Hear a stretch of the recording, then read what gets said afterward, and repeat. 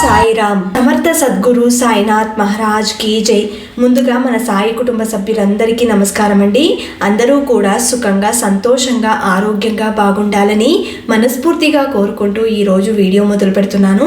ఇక ఈరోజు వీడియోలో బాబా గారు ఏం చెప్పబోతున్నారు అంటే, తల్లి ఒక్కసారి ఈ రొట్టెలను తాకు, నమ్మలేని నిజం ఒకటి చెబుతాను విను తల్లి, ఇంత అదృష్టం కాదనుకోకు అని ఈరోజు బాబా గారు మనందరి కోసం బంగారం లాంటి అవకాశాన్ని అయితే అందిస్తున్నారండి. ప్రతి ఒక్కరూ బాబా గారికి ఎంతో ఇష్టమైన ఈ రొట్టె ముక్కలను తాకగానే మన జీవితంలో మనం ఏం కోల్పోతున్నామో, అసలు మన జీవితం ఎలా ఉండబోతుంది, ముందు ముందు ఎలాంటి పరిణామాలు మనం ఎదుర్కోవాల్సి ఉంటుంది, ఇప్పుడున్న కష్టాలకే సతమతం అవుతూ ఉన్న సమయంలో రాబోయే జీవితం ఎలా ఉంటుంది అన్న ఆందోళన ఎంతో మందిలో ఉంటుంది. బాబా గారు ఈరోజు మనకు అందిస్తున్న ఒక అద్భుతమైనటువంటి సందేశం అండి. ప్రతి ఒక్కరూ కూడా తప్పకుండా వినవలసిన వీడియో. ఈ వీడియో చూడుకోకపోతే ఈ సమయంలో చాలా వరకు నష్టపోవచ్చు. ఎందుకంటే ఎక్కడ తప్పు చేస్తున్నామో మనం గ్రహించలేకుండా ఉంటే ఆ సమయంలో కష్టాలనేవి ఎక్కువగా కనబడతాయి. వాటిని తగ్గుముఖం పట్టించడానికే భగవంతుడు ఇస్తున్న మార్గం ఇది. ఒక్కసారి బాబా గారి మీద నమ్మకంతో ఈ రొట్టెలను తాకి చూడు. నమ్మలేని నిజాన్నైతే బాబా గారు ఈరోజు మనకు చెప్పబోతున్నారు. ఇంత అదృష్టం మన గుమ్మం దాకా వస్తే ఎందుకు కాదనుకోవాలి? తప్పకుండా ప్రతి సాయి భక్తుడు కూడా బాబా గారు చెప్పే సందేశాన్ని స్వీకరిస్తారు అన్న నమ్మకం. ఎందుకంటే బాబా గారు ఎప్పుడూ కూడా మనకు తండ్రి స్థానంలో ఉండి ఎన్నో హితబోధనలు చేస్తూ ఉంటారు. బాబా గారు చూపించే ప్రేమ భక్తుల పట్ల ఎంత అద్భుతంగా ఉంటుంది అంటే అది కేవలం భక్తులకే తెలుస్తుంది. ఎందుకంటే ఆ అనుభూతి అనేది భక్తులు మాత్రమే పొంది ఉంటారు. ఎవరైతే బాబా గారి ప్రేమని పొందారో, బాబా గారు మన పట్ల ఏ విధంగా దయ చూపిస్తారో, ఎవరైతే ఇలాంటి అనుగ్రహం పొంది ఉంటారో వారికే బాబా యొక్క ప్రేమ, ఆప్యాయత ఎలా ఉంటుంది అనేది అర్థమవుతుంది. నిజంగా ఏ భక్తుడైతే పూర్తి విశ్వాసంతో, నమ్మకంతో ఏదైనా సరే బాబా గారు చెప్పిన విధంగా, బాబా గారు ఇచ్చే సందేశం ద్వారా ఎవరైతే వారి జీవితాలలో అనుసరించుకుంటూ బాబా గారు చెప్పినట్టు నడుచుకుంటారో వారి జీవితంలో అదృష్టం అనేది వరిస్తుంది. ఒక రోజు కాకపోయినా మరొక రోజు. ఎందుకంటే ఆ ఒక్క రోజులో నువ్వు చేసే తప్పులన్నింటికీ బాబా గారు ఏదో ఒక రూపంలో శిక్షను అందిస్తూ ఉంటారు. ఆ శిక్షలో నువ్వు నెగ్గగలిగితేనే అదృష్టం అనేది వరిస్తుంది. కాబట్టి తల్లి, ఎక్కడ తప్పు చేస్తున్నావో అనేది మాత్రం సరిచేసుకో. ఎందుకంటే ఈ సాయి నీ కోసం ఎన్నో విధాలుగా మంచి చేయాలని ప్రయత్నం చేస్తున్నాడు.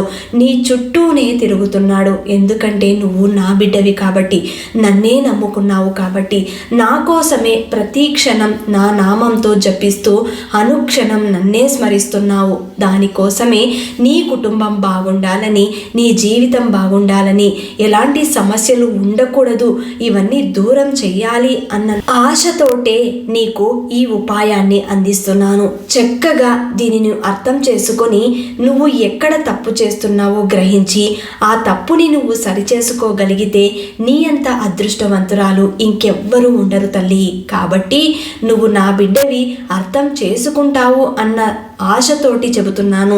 ఒక్కసారి ఈ బాబా చెప్పినట్టు చెయ్యి తల్లి. నా కోసం వేల కృసల దూరం నువ్వు రానక్కర్లేదు. నేనే నీ కోసం వస్తాను. నీ చుట్టూ నేనే ఉన్నాను. ఏ జీవిలోనైనా సరే నన్ను చూడు, నేను అక్కడ నీకు దర్శనమిస్తాను.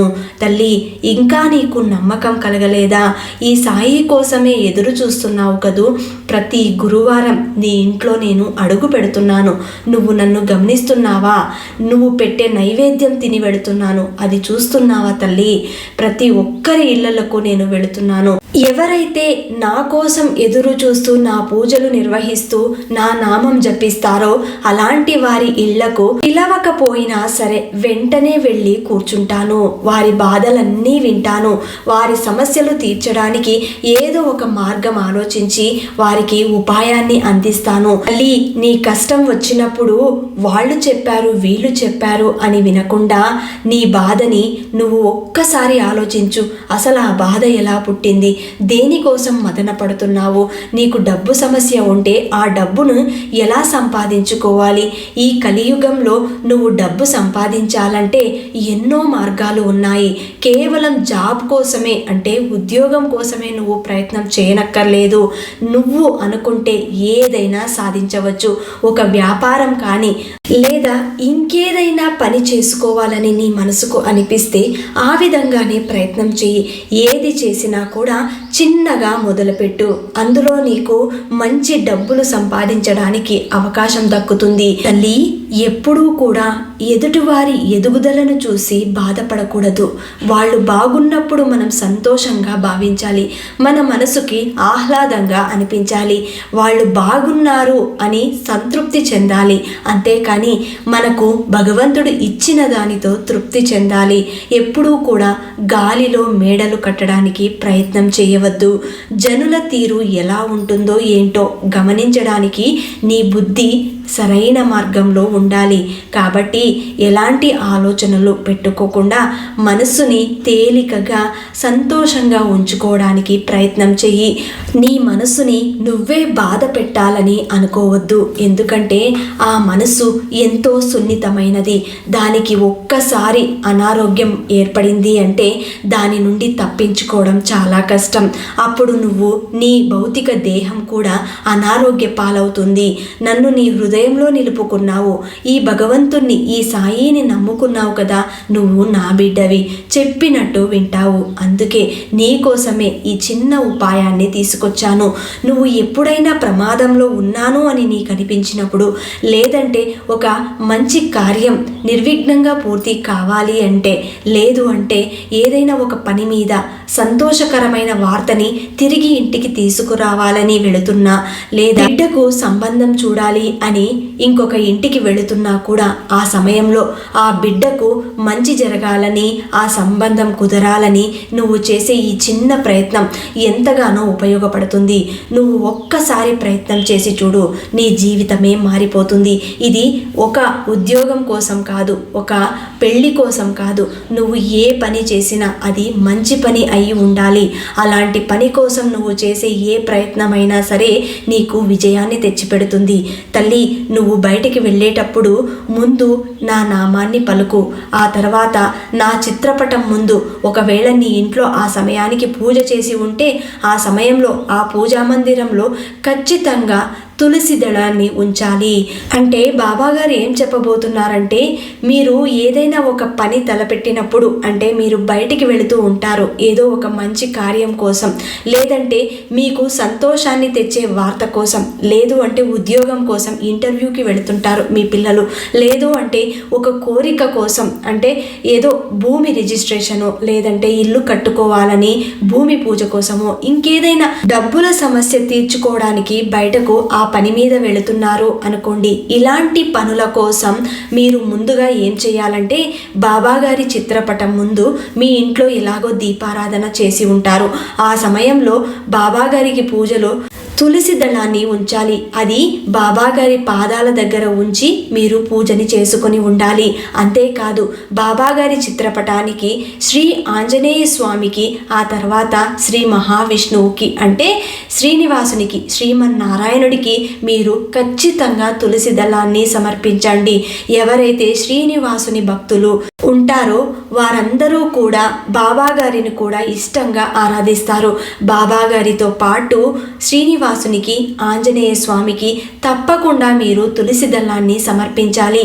మీ ఇంటి ముందు ఏవేవో పిచ్చి మొక్కలు పెంచుకోవడం కన్నా తులసి మొక్కలను పెంచుకోవడానికి ప్రయత్నం చేయండి. అది కూడా పూజ కోసం అని చెప్పి ఒకే ఒక కుండలో పెట్టుకొని పూజ చేసుకోవడానికి మాత్రమే పెట్టుకోకండి. మీ ఇంటి దగ్గర ఎంత ప్లేస్ ఉంటుందో, అంటే ఆ ఆవరణంలో మీకు ఎన్ని పార్ట్స్ పెట్టగలుగుతారో అంత ప్లేస్లో మీరు తులసి మొక్కలను పెట్టడానికి ప్రయత్నం చేయండి. ఎందుకంటే ఉదయం లేవగానే మీకు మంచి శ్వాస తీసుకోవాలంటే, అంటే నెగిటివ్ అంతా మీ ఇంట్లో నుండి బయటికి పారద్రోలుతుంది.